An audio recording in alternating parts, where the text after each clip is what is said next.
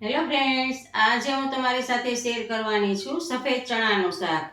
રોટલી, પૂરી, પરોઠા કે તમે ગમેની સાથે ખાઈ શકો, તે સરસ જ લાગે છે. તો ચાલો બનાવીએ. નવી રેસીપી શીખવા માટે નીતાબેન કુકિંગ ચેનલને સબસ્ક્રાઈબ કરો અને સાથે બેલ આઇકનને જરૂરથી પ્રેસ કરો નવી રેસીપીના વિડીયો સૌથી પહેલાં જોવા માટે. સફેદ ચણાનું શાક બનાવવા માટે મેં આખી રાત ચણાને પલાળી લીધા છે, એટલે પોચા થઈ જાય. તે ખૂબ જ કઠણ હોય છે, એટલે આખી રાત કે 8 થી 10 કલાક તમારે પલાળવા માટે જરૂરી છે. અને હવે એને સારી રીતે મેં પાણીથી ધોઈ લીધા છે. અને કુકરમાં પાણી લઈ અને એમાં આપણે ચણા એડ કરી દઈશું બધા જ. અને સાથે થોડું આપણે નિમક એડ કરશું, જેથી ચણામાં ખારાશ બેસી જાય. અને હવે આપણે કુકર બંધ કરી અને આની 5 થી 6 વિસલ વગાડશું. આપણે 7 વિસલ વગાડી લીધી છે અને હવે આપણે ચેક કરી લઈએ. જુઓ, આપણા બફાઈ ગયા છે કે કેમ? એ ગરમ ગરમ હશે એટલે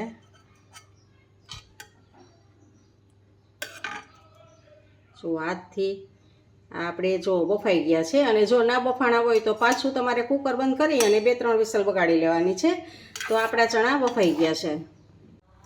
એક પેનમાં 2 પાવરા તેલ લીધું છે. તેલ ગરમ થઈ ગયું છે. તો હવે આપણે એમાં થોડીક રાઈ એડ કરશું, એક સૂકું મરચું એડ કરશું અને થોડીક આપણે હિંગ એડ કરશું અને લીમડાના પાન થોડાક એડ કરશું ને સારી રીતે મિક્સ કરશું. અને હવે એમાં એક મોટી સાઈઝનું ટમેટું મેં આ ઝીણું કટ કરી લીધું છે ને લીલી ડુંગળી છે, એક મોટી સાઈઝની લીલી ડુંગળી કટ કરી પાન સહિત કટ કરેલી છે. અને આ લીલા ધાણા છે. તો ટમેટાને એમાં એડ કરશું અને સાથે ડુંગળીને પણ એડ કરશું.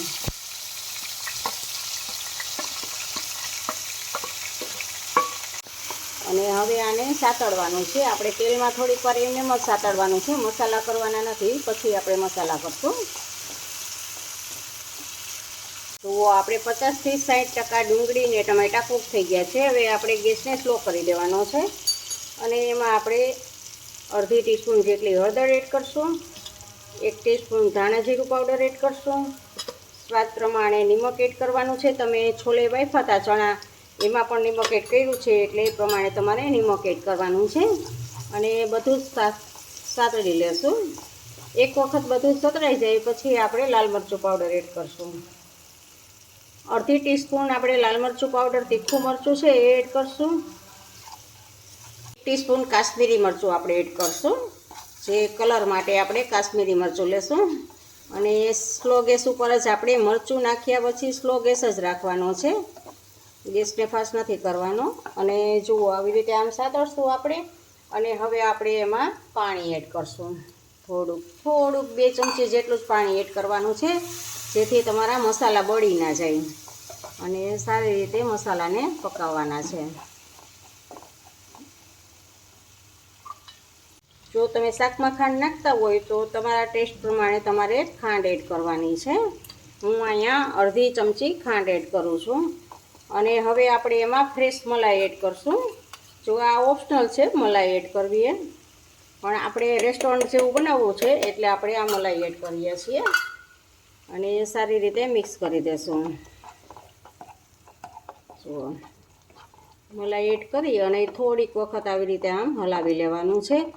અને જુઓ, હવે આપણું તેલ છૂટું પડે છે, તો એમાં હવે આપણે પાણી એડ કરવાનું છે અને ગ્રેવી કરવાની છે થોડીક આપણે.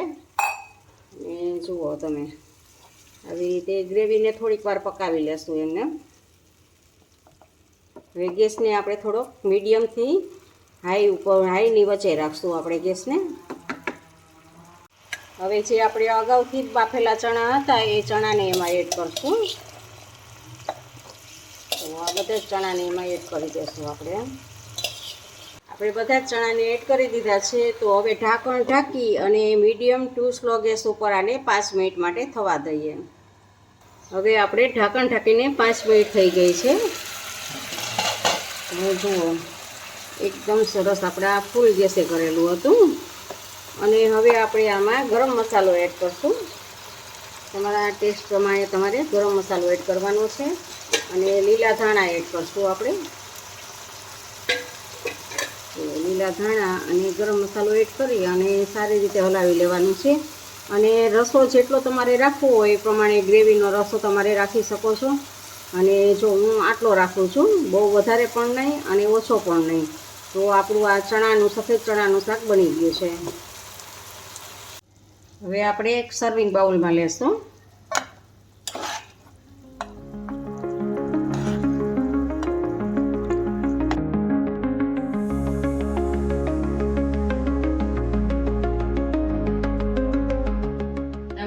આ રેસીપી કેવી લાગી તે કમેન્ટ બોક્સમાં કમેન્ટ કરીને મને જરૂરથી જણાવજો.